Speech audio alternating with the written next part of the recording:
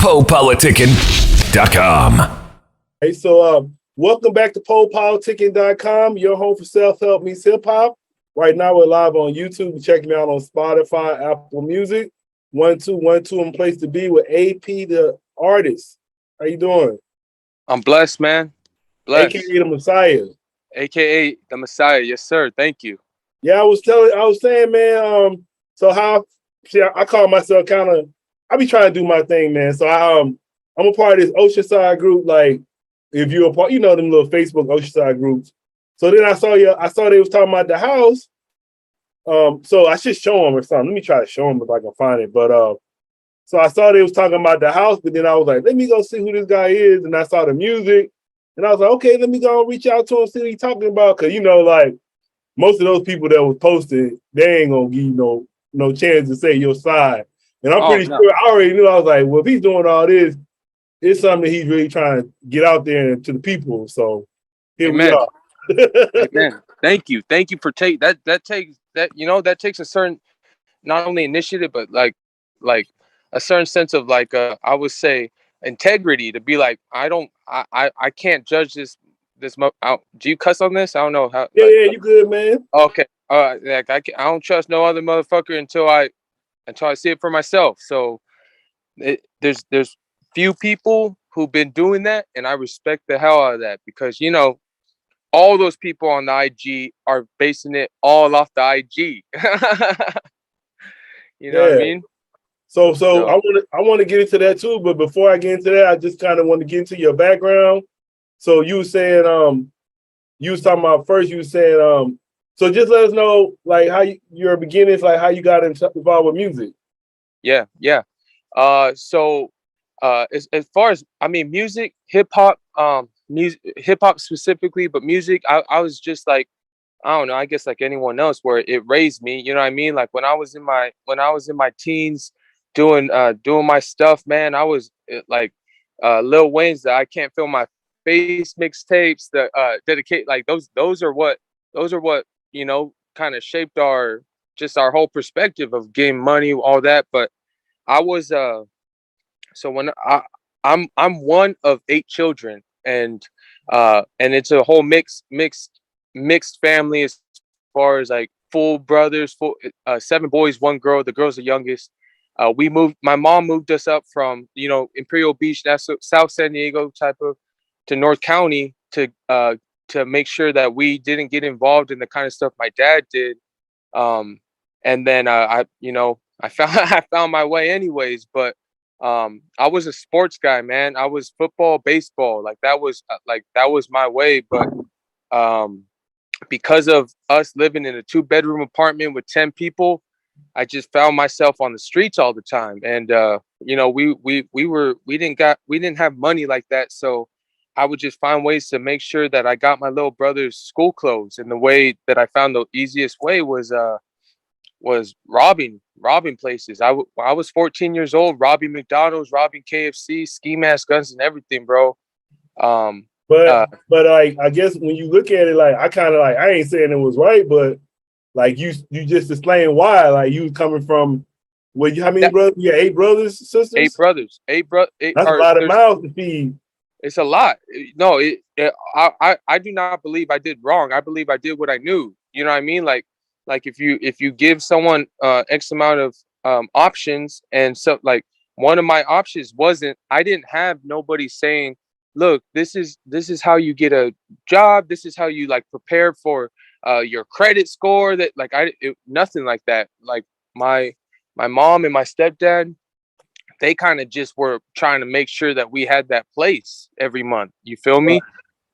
So that's why I got into real quick, and I found out I was good at it. But the thing was, I was really good at sports. So I was living in 2 different worlds. I would go to the school, and in San Marcos, where I grew up, all the sports, it was predominantly white, so like they lived on the other side of town.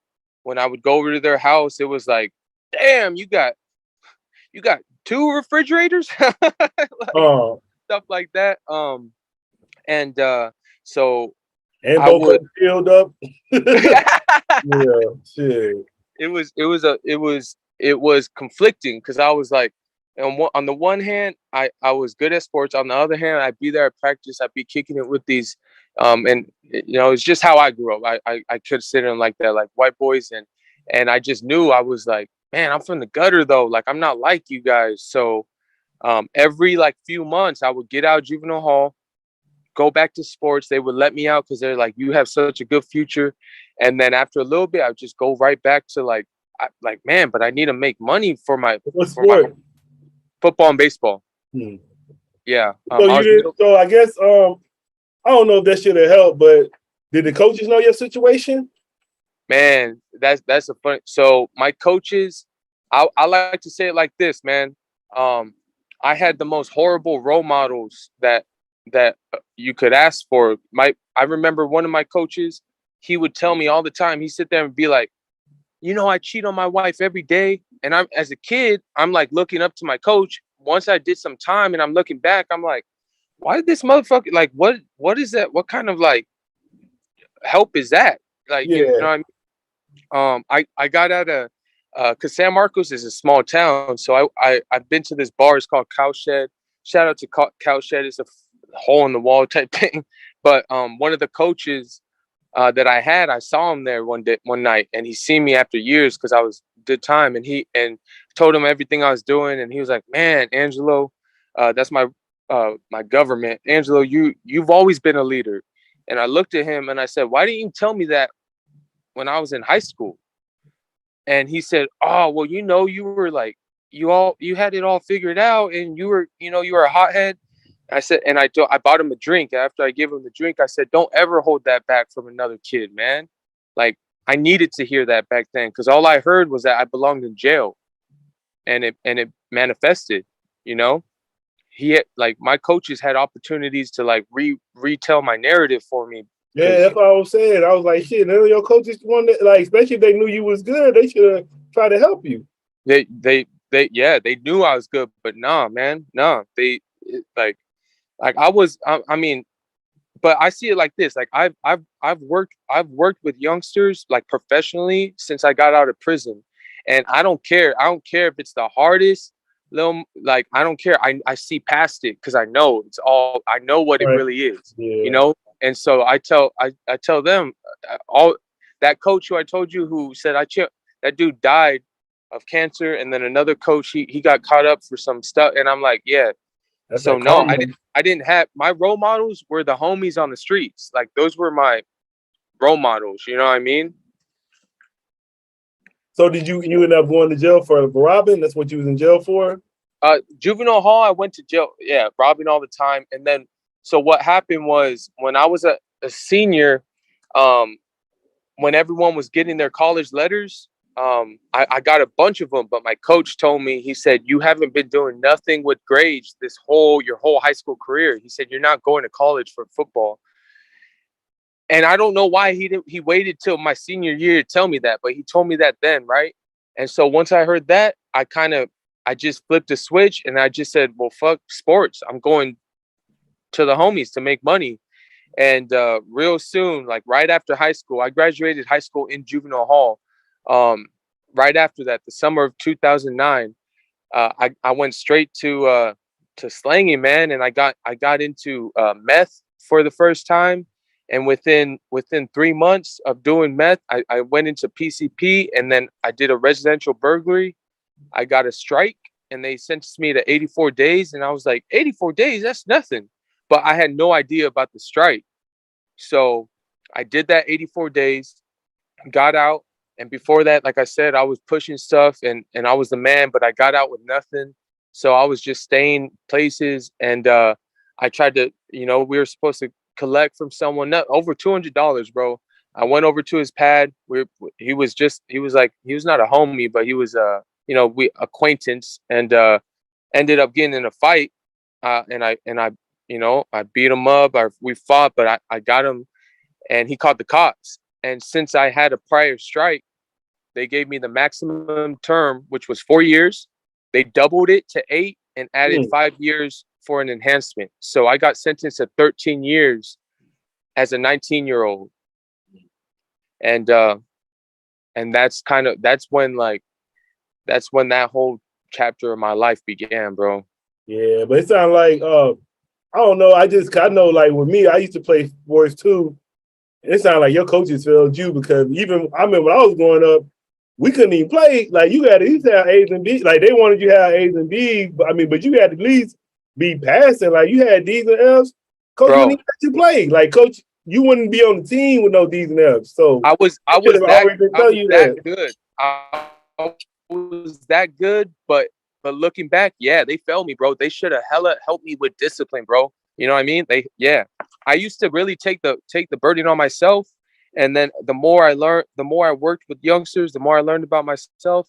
I was like, man, can you ever really blame a little kid, a teenager, for you? I just can't. I can't blame them because it's like they're sponges, so they their actions, their worldview, like we as elders, we as adults, we as mentors, we're meant to tell them who they are. That's what we're here for, you know. But yeah, I was hella did wrong. I believe that. So you didn't go to so when the 8 years wasn't in juvenile though, right? No, that was state. That was state, man. So how was you able to survive that? So that's a long time. So I'll tell you this. I This think you this said 7 years, right? 7.5 years. Yep, 7.5. This is what did it. So I in the beginning, I tried to commit suicide. I never done heroin, and I was like, I'm gonna buy all this heroin and I'm gonna shoot it up. And hey, where you get your weed from, by the way? I'm just letting you know I got a weed brand out, bro. Let me shoot you something. Get something from you, shit. Okay, let me get you something, bro. I've I'm been a getting I'm a one from right now. I go to most of the they got delivery people now. So one of them named like Better Days, okay, Selection, West Coast Farms. And I okay, got okay. one of my homies, like the street dude. Like I still go to him, but yeah, I mean, shit, for sure. I'm gonna get you some, my man. So I tried to do that. The dude who was supposed to give me it that night, he ended up using it himself and he committed suicide. I Wow. I woke up. I was awake all night, but when they opened the cells for breakfast, so they opened it at like the crack of dawn in the county. I went into a cell to see more on like, what the fuck? Why didn't you shoot me? And he was dead. This big, I'm talking 280-pound buff dude, dead from that stuff. And I just saw his body right there, man. And it shook me. And all I said was, I'm not fucking with that stuff. But I still was on it, like depressed. And then this OG from Oceanside, bro, Stewie Talawal, B-Hog. He was looking at, he had just got sentenced to like 100 something years to life. Yeah. We used to joke with him like, man, you got a Old Testament term, bro. Oh. And this Oos, and he took me under his wing, and he would tell me things like, bro, you got it right here, like you're smart, man. And he talked me up in a way that all those coaches should have. Yeah. I was surprised because I was like, he has no stake in the game. He doesn't benefit from me doing good. So why is he saying all this shit? I know why he was saying it, because somebody didn't tell him that shit. Amen. Yeah. And so he passed it to me. And so he convinced me to like change my life. And I said, what do I do, bro? Like, how do I make sure I don't get lost? Like you're saying, he said, you got to learn, spend your whole time learning, educate yourself. And so right then I picked up a book, an introduction to literature, college textbook. And I was just reading how to write. I've always been like a writer. I've always been into music, but that really like gave me structure and organization. And from there, I was like, fuck, I'm gonna get my degree. So I got my associate's degree in there. I became a tutor in there. You're talking about a 20, 21, 22-year old helping like 40, 50, 60-year olds get their GED, get their college. Like, and the most gangster motherfuckers are like just real people saying, man, I just want to do this so I can make my family proud. That changed my life, bro, because I'm like, damn, man, I was able to see past all the, all the appearances, and how we were all just like, just trying to make someone proud. And so that pretty much gave me everything to this laser focus of like, I prayed to God. I said, God, you let me learn. I promise you, I'll teach what I learned the rest of my life. And I've stuck true to that promise, man. So, um, and when I say learn, I don't mean just books. Like most, like I spend a lot of time in there reading books, but out here, I learn from people. You know what I mean? Um, so that's what got me through that time. Because I didn't, I got one visit a year from my family. Um, Damn, you said you got like 8 brothers and sisters though. I know that's a God damn. whole story, bro. Whole story in itself. Like feeling hella abandoned. You know what I mean? But that time in there created in me this core resilience that nothing out here can stop me, bro. Like nothing, because I've been to the bottom. You know, in there, it's easier out here to to distract ourselves or attach our identities to just things. In there, I couldn't say, well, at least I got a girl, at least I got money, at least it's like I don't got shit. So what am I gonna do? So I So what do you? So like, what do you like? How you said so?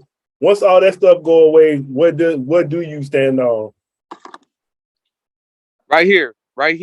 What, like, nobody could ever take what you know, man, what you believe, dreams. That's why this whole and this might be fast forwarding a little bit, but the house thing, I the reason I was so adamant on protecting them from the police is because I believe anything in this world that hinders our ability or hinders our dreams or to dream, I believe that's the enemy, bro. That's the op. Like we're meant to dream, bro. Like I spent all those years dreaming and scheming, bro. Yeah, I kind of remember now. I was like, damn, man, they kind of program us to not dream because you remember like growing up, what they be telling you, stop daydreaming. Stop date, No, bro. fool, that's what you better be doing. Exactly, man. Yeah, dreaming, man, dreaming because we like people up Dream there, bigger bro. too. Huh? I said, and dream bigger at that. Dream big. Oh, bro. Well, that's my whole objective with the house thing. Think about it, man. You got a bunch of young, homeless runaways, whatever, who every day they were just like they tell me stories, man. Every day they just trying to find a place to rest their head, and now they're living in a 2-story, 3,000 square foot home in Oceanside already. Just by them being in there, I've done something for them. They've seen something that they could call theirs that no one could ever take from them. No one could ever take this past few months from them. They're going to remember this the rest of their lives. And they're going to be like, well, no, if AP can have a house like this, why can't I? And that's it. Like, we don't have to just tell them to dream big. We show them what it looks So like. what's the background about that house? Like how long Yeah. had it and all that? So I mean, I'm renting it. I'm not, I wish like that's a almost damn near Yeah, $1 because million home. actually, like I said, I told you I stay around the area, so when like I stay in the condo, so I don't pay like that, but I actually own it. But my That's boy, right. he lived like on Frazee. I know them Okay. houses be like 800, 900,000, almost a million. Yep. So first off, I guess so the guy you rented from doesn't mind what you're doing. Oh no, they do. Oh, I did it without permission. oh But shit. I was making a statement. But the plan wasn't they are the problem is because of the paint. But the reason I painted it like that was because one of the youngsters, I told him, I said, this house is yours, bro. Like, this is your home. So I go to Walmart to get a bunch of stuff. I come back and he's spray painting on the garage. And like real innocent with like, I look at what I did. And I'm like, fuck. Like, but I thought I don't want him to get in trouble. So I painted the whole thing and been like, I'm painting with you. So that was how that painting part started. And you know what I see when I see that house anyway? I just be thinking about the Boondocks. Hey, You yeah, remember that shit when Riley was spray painting the house? yeah, bro, yeah.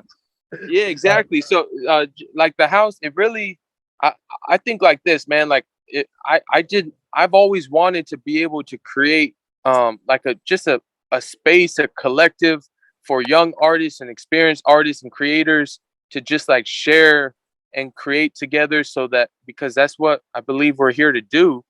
So, so I was gone for that house for about a year while I was going through a separation with my ex-wife, but I made sure they had a pad like that. I was paying rent on that thing when I was gone. And then after the year was up, everyone moved out. So I came back and I had a whole other plan. Like I was in the adult film industry. I was in music stuff. I had production stuff going and I had it all planned out. And then one of these youngsters that I worked with told me he was homeless, and I went to pick him up. I took him to In and Out over there, right on the 101, and I was thinking I'm just gonna give him some food and keep pushing. And then just God spoke to me, man. Said, "Man, you got that whole house? Are you serious?" So I said, "Man, just come through. You could stay in the garage." And then he asked if another little homie could come through, and I was like, I said no, but he didn't have a phone, so he already told him to come through. So he gets there, and right when he knocks on the door, I open it up. I see him, and God just tells me again, like, welcome him in. And I'm like, I said, come in, little homie. And he was like, oh, I'll pay you $30 a day. I said, man, you for one, I know you don't got $30 a day, They're gonna do but shit for that house. yeah. And I said, don't trip, bro.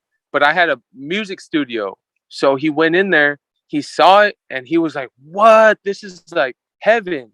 And it clicked right there. I was like, okay, I got to change it up then. I got to make sure that all the stuff I had planned, I do it for the little homies. All the creative stuff I had planned, bro. A week later, I got like 20 youngsters in there. 20 youngsters, bro.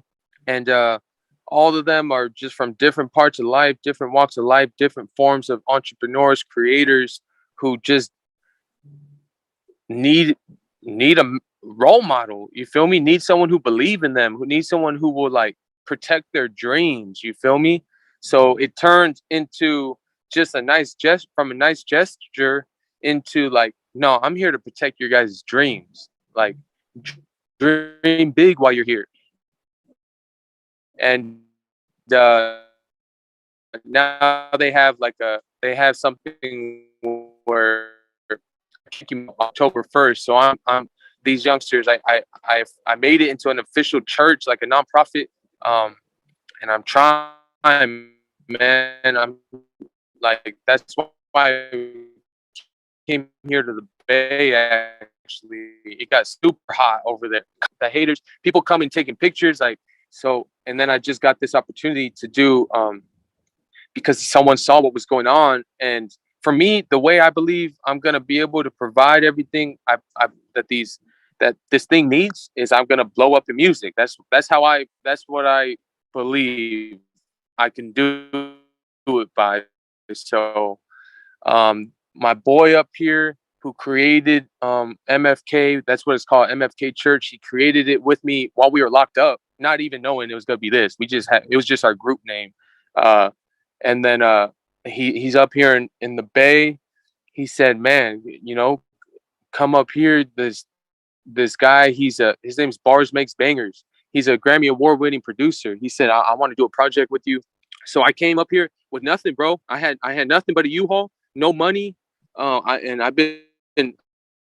been being taken care of, man. My boy, his wife, like they just been like helping, man, just super helping and super helpful, and things are like September, like the 6th or something.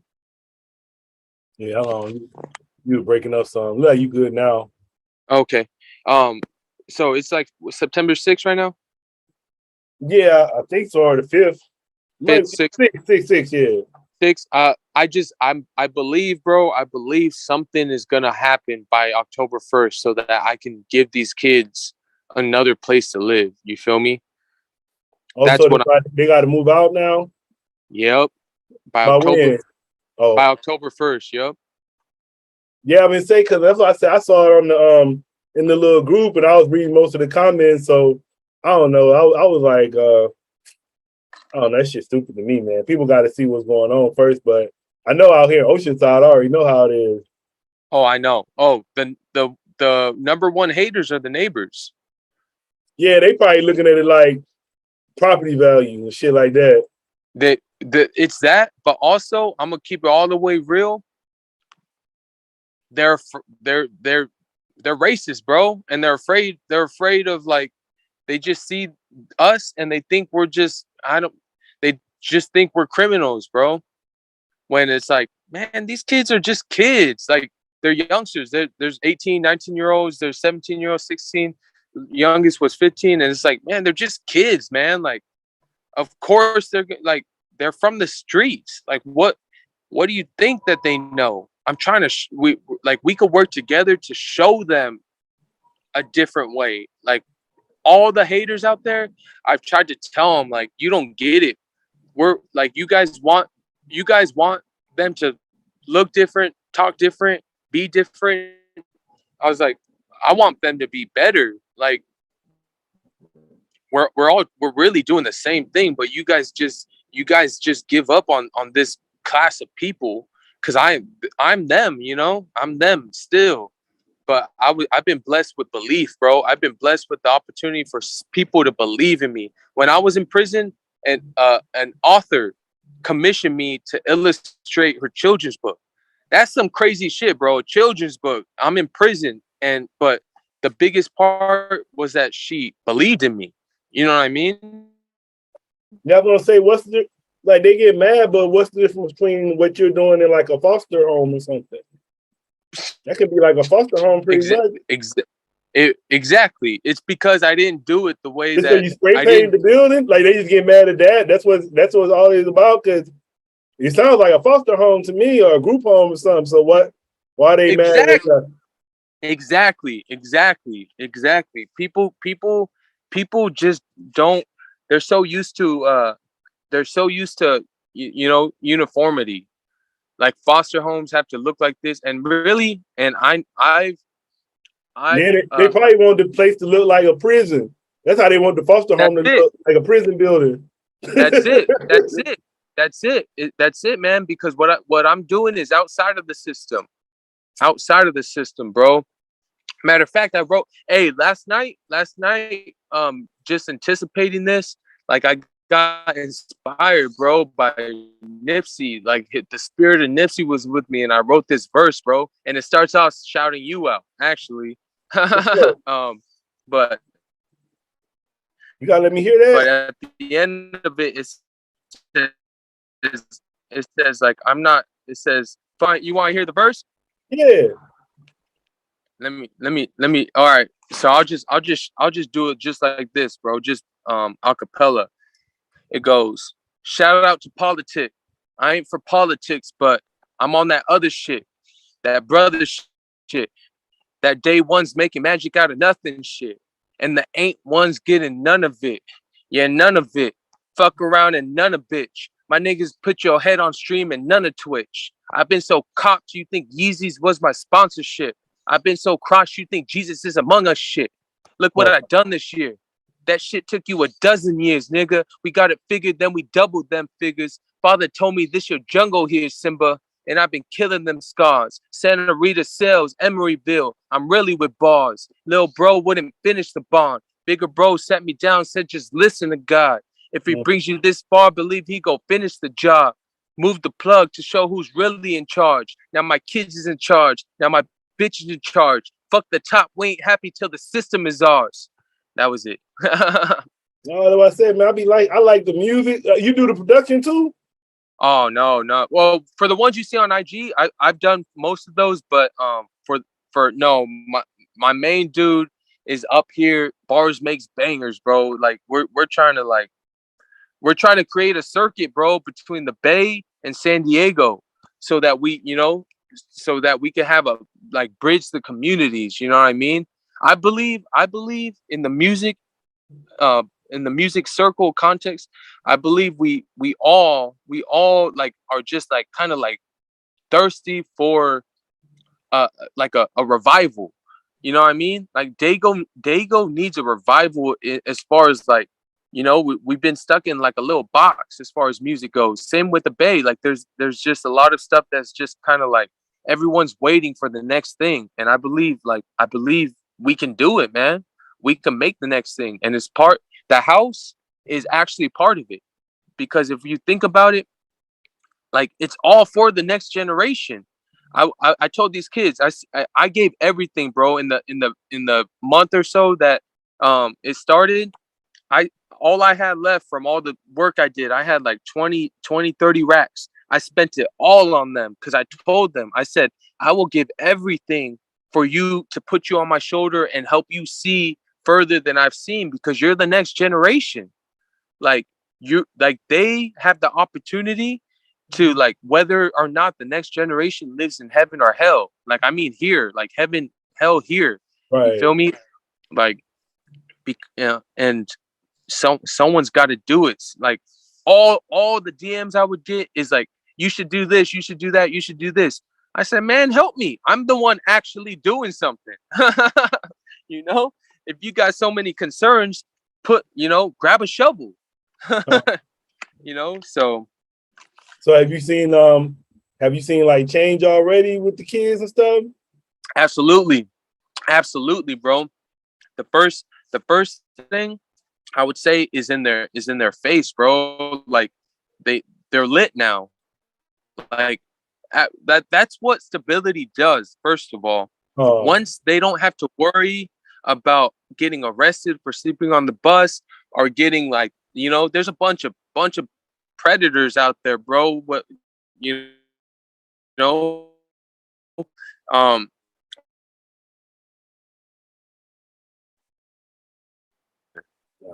there you go. yeah, they could believe like for the next month or 2 months, like I'm here. That's what they believe. So that they get a calmness, a peace.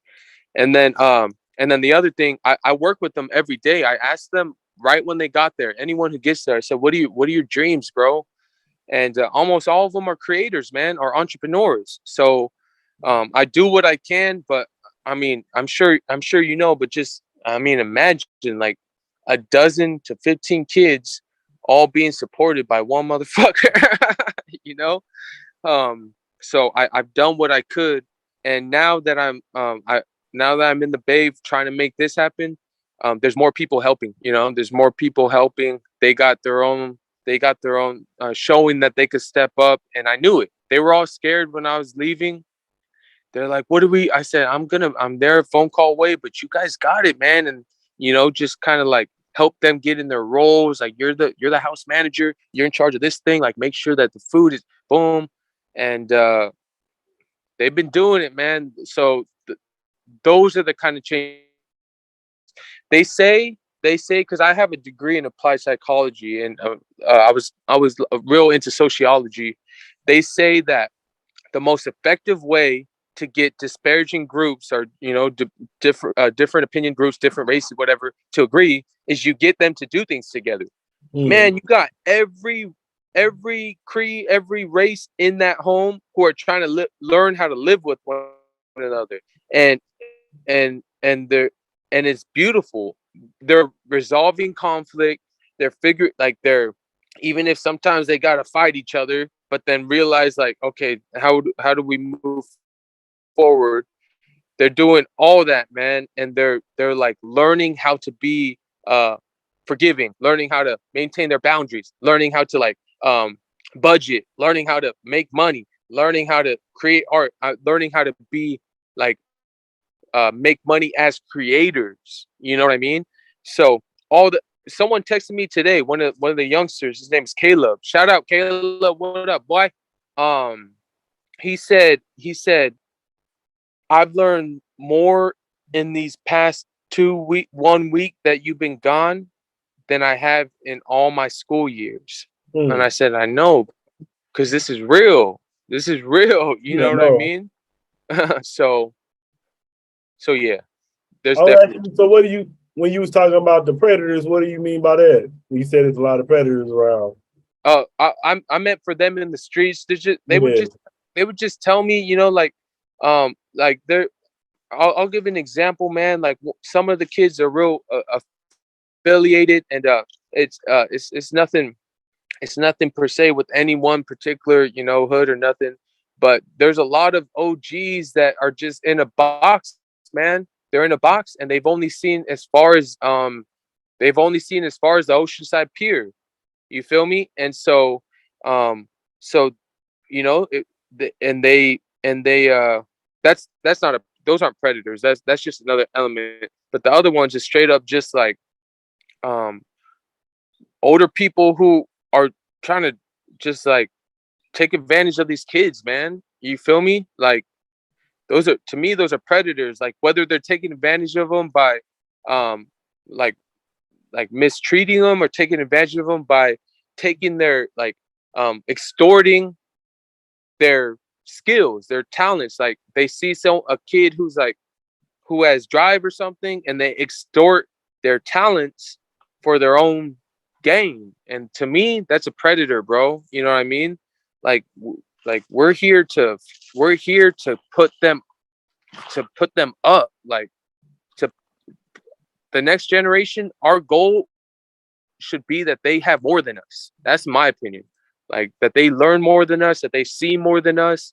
Because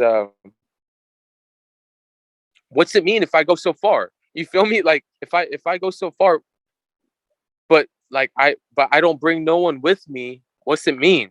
It doesn't mean nothing to me. Um. So yeah, and then predators. Obviously, I'm like literally like kids who are adults who like violate kids. Like those kind of predators. Those are out there too. In the homeless, in all those homeless communities that like they stay they stay in places where they don't feel safe enough to sleep at night. They have to just keep walking around at night because they don't want to stay in the same place. That's You what I'm gonna feel me? say too. So I was gonna say like homeless people now, what would they do right now? It's a heat wave going on. I know. Man, you would think that everyone would have supported this shit. Like that's what I thought. I thought once I put it on social media, I thought people would be like, "Amen, amen." Like, how can we help? But I don't know. I really don't. I really do not. To me, I think that I think a lot of people just take the easy route of making a judgment, and it's easy to write someone off when it's like something that's easy to write off. It's like, oh, that's vandalism. That guy's a criminal. Those kids are all bad. It's like, yeah, you just hella took the easy route up, easy route. Like, come talk to the kids, talk to them. No one does that, but they're there. So what would you say to those people that saying that? I would tell them to just like you're doing. And I say this to them all the time. I said, let's have a conversation. Let's have a conversation. If you have a conversation with me, I believe like the way I've done this, the way I built this thing, and I'm a storyteller, bro. Like I post on social media what I post. You feel me? Um, but people make all these judgments, and I tell them, look, man, if anyone was gonna do this, I'm qualified. I have I've been through it. I'm educated. I dropped out of grad school for this. You know what I mean? And I've worked as a social worker. I worked side by side with the police to help youth. Like I've worked for diversion programs. I worked for alternative to detention programs. So I'm pretty qualified. So have a conversation with me. And if you have a conversation with me, then you'll see that we actually are really on the same team. We're just doing different things. And if not, what is happening is all these, and I'm talking like I get hate every single day, bro.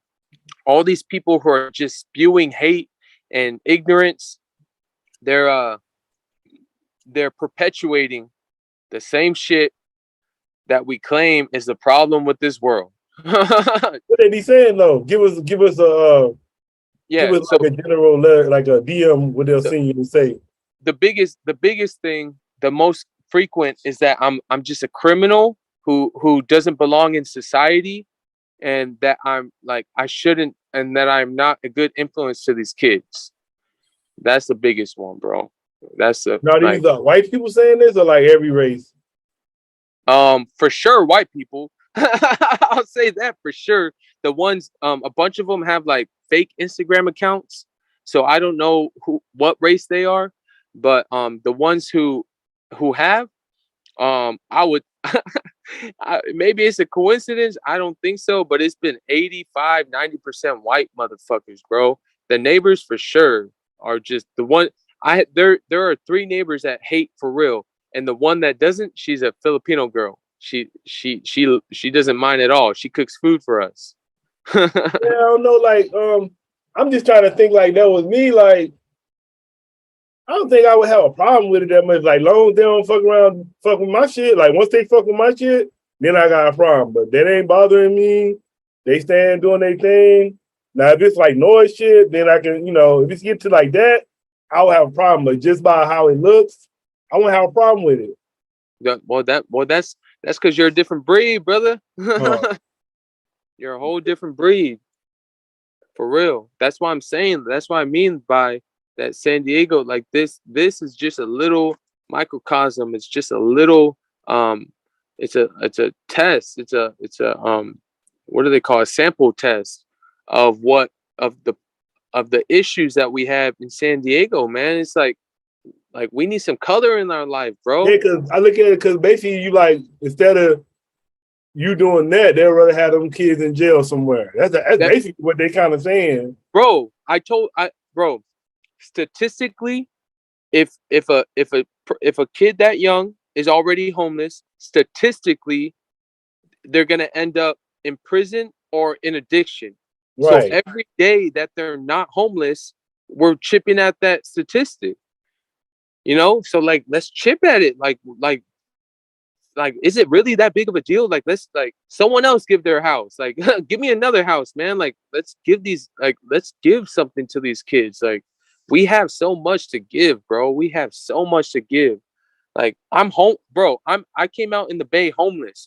Thank God, like I said, my boy and his wife are taking care of me, helping me out.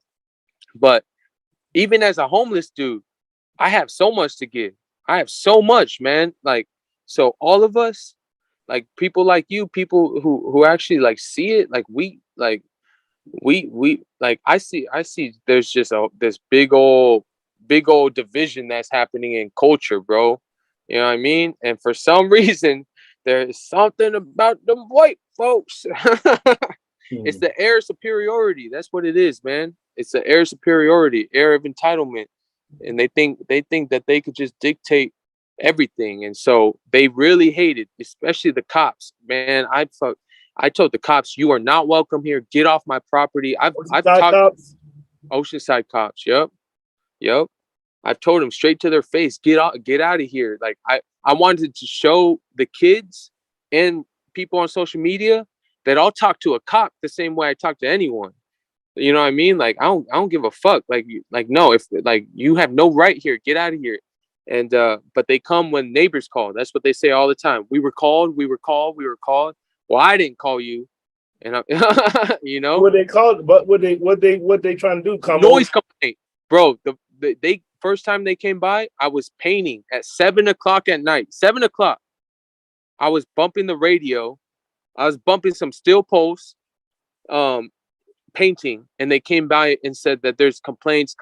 I said it's 7 o'clock, and they said, well, you can't, your name. I said, nah, and I have a video on it and everything. I said, you guys are tripped. They're trying to creep up into the house. I said, get off my property. You are not welcome here. This is my church. You are not welcome here. We did not call you. And they're like, well, your neighbors complain. And I said to them, I said, so if I make a complaint about anybody, you're going to arrest them? Like, no, we know what the difference is. Like if the neighbors right across the street from us, they're just the definition of racism, bro. And I told them, I said, if I call the cops on them right there, you guys go arrest them. And they said, oh, well, we have to come back again. And I was like, man, get the fuck out of here, bro. So no. You got like a GoFundMe or something going on? I think. Well, no, I have a page on a to donate to MFK Church. It's not a GoFundMe. It's like, okay. Yeah. It's actually for the church. But the way I'm doing it, because I know it's hard to donate. So the way I'm doing it is I'm creating my brand so that I can give people stuff, like give them merch so that they can buy the merch, and that all goes towards it. Because I'm trying to make sure these kids got a place by October 1st, man. All of them. You said you got a weed line too, right? I got Voodoo Magic. It's called Voodoo Magic Cannabis, bro. It's intention infused cannabis that it's designed to enhance creativity. I'm telling you, I'm gonna show you. I'm gonna send you all the shit, and then you're gonna smoke. If you smoke it, I guarantee you, bro, that you're gonna have some sort of enlightenment, some sort of revelation, man. Yup, it's voodoo, it's magic. You must got something else in there. Then. It ain't just weed. It's nothing crazy, nothing that no one's gonna like be like, oh. How long this been out? How long you had it? How long you been had this out for? Bro, I literally it's been in the works with my boy Nonstop. He's my manager up here, Nonstop Management. It's been in the works for months, for since last year. But as far as launching, we are pretty much launching like now. Like that's a big reason why I came up here too, because it's mostly established here, but I'm trying to create that bridge from the Bay to Dago. So, yep. So what you say? What's next for you, man? So music. This music thing, man. Music events.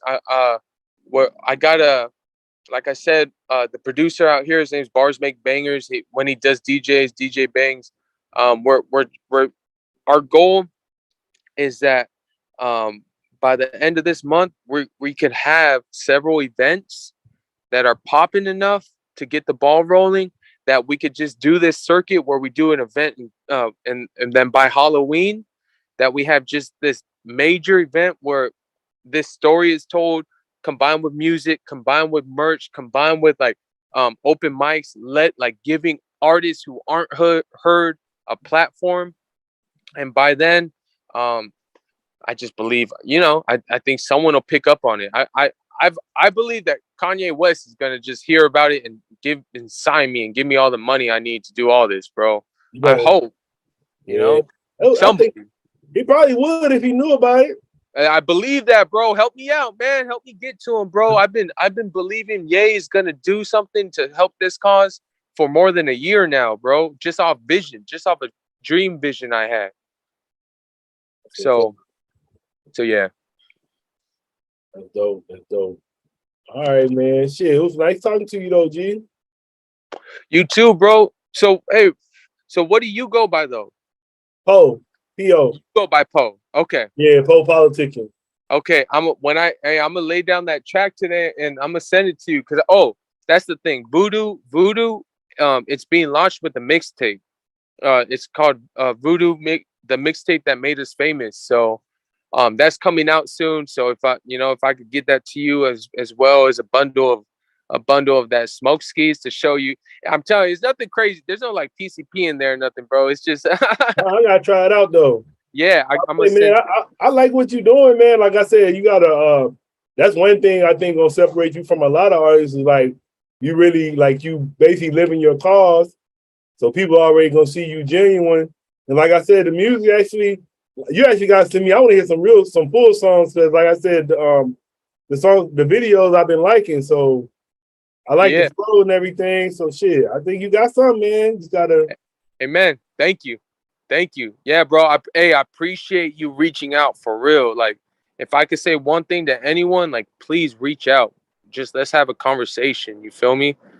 Like, that's what it's about. Sit at the table. Let's talk, man. But yeah, I'm gonna send you some music too. Oh yeah, I've been saying too, man. I saw one video y'all was like doing a showcase. So were that all kids from the house? Yeah, exactly. Yeah, that's my goal, because like no one's heard of him, so help him be heard. You feel me? Like It was like somebody like King Bryce or something. yeah, King Bride, Brother Q, Right.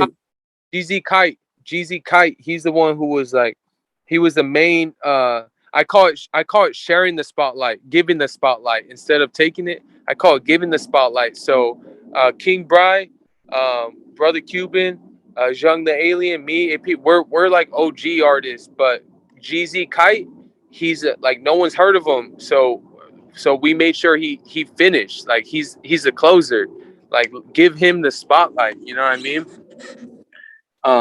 So yeah, so that's why and I did all that with like no budget, bro. So I'm trying to do bigger things just with collaboration. So um, if anything's on your mind with collaborating, let me know, bro. All right, for sure. Then what would you like to say to your fans and supporters? I like to say, man, that it can't be done without you. It can't be done without you. And I'll say this, man. Again, I've received more hate in the past 2 months than I've ever received in my life. But Because you as spray painted the house.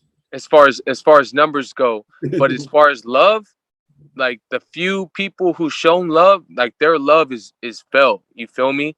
So their love goes a long way. So shout out to like, man, the ones who are rocking with it are rocking tough. It's like they're rocking with it, bro. So shout out to all. I got shout out my people, Malcolm Sab the Lab, like LLC. Malcolm's out there. I don't know if you know who that is, but um he has a label called Sab, and the homegirl Chloe. What's up, Chloe? All the youngsters, Ivan, Caleb, Jacob, Queso, the little youngin just got locked up today, Mr. Pack, like all, and then obviously all the people like my like family, moms, of course, nonstop, and his wife Stephanie and his kid, everyone. The Bay has shown me love, bro. The Bay has shown me love, bro. It's been crazy. So I believe we're gonna make a real substantial bridge from here to Dago to the Bay, like a real bridge, not like a physical bridge, but like a real life, a living bridge. So Yeah, but I guess I was trying to see. So, like, with the house again, like, so what are they actually mad? Like, what are they angry? Is they angry because you spray painted the house, or just the fact it's that's the big, so much that's the big. commotion over there? No, that's the biggest part. Vandalism, and we're about to like clean it up too. Like there's hella tripping, man. Like I want to see what they trip on after I clean it up, because we got a whole squad that's about to renovate the whole house. They're just volunteering, so I want to see what they say after that. So how long has the house been like this so far? I think it's only been like 3 weeks. Damn, they acting like that already. I'm telling you, man, it's been like 3 weeks. 3 weeks, maybe a month, but that's it. Like, like they hella, bro. But Yeah, hey, if it was a while, like if it was like I don't know, if it was a couple months or something, or 6 months, something like that, but maybe. But right now, all publicity is good publicity, bro. no, it's smart. Yeah, smart. Good move. Good move. Good move. I like it. You get it. All right, man. You got any shout outs? Shout out. I gotta just shout out first of all to my baby Camila. That's my life. Camila, I love you, baby. I got to see her today. I love you, baby. You're everything. And then just to the whole Voodoo Squad, bars makes bangers, nonstop. Management, what up to Herbal Bueno Mall? Like those are my boys in the Bay, bro. That they're making it happen. I would have had nothing left, bro, if the homies right here in the Bay, my brothers, if they didn't like extend their homes to me, you feel me? Like everything right there. Shout out to Malcolm. He already knows. And that's it, man. Shout out to you, Poe, for real. Shout out to you, bro. Like what you're doing, what you've done just to reach out, like and the fact that you've created a platform and you're willing to use it to have this conversation. Shout out to you, bro. Real talk. I'm telling you, we're gonna talk more. I'm gonna get you some voodoo, bro. All right, man. I want to say thanks for coming through politicking with me for sure. All right, family. Yeah, man. We're gonna have to shit. Like I said, especially like I don't know, man. People stay in Oceanside. I be trying to like really support them. So yeah, anytime you got something going on, like you come out with a new project, let me know because I got another podcast I'll be doing too. So we can bring you Okay. on that too. Okay.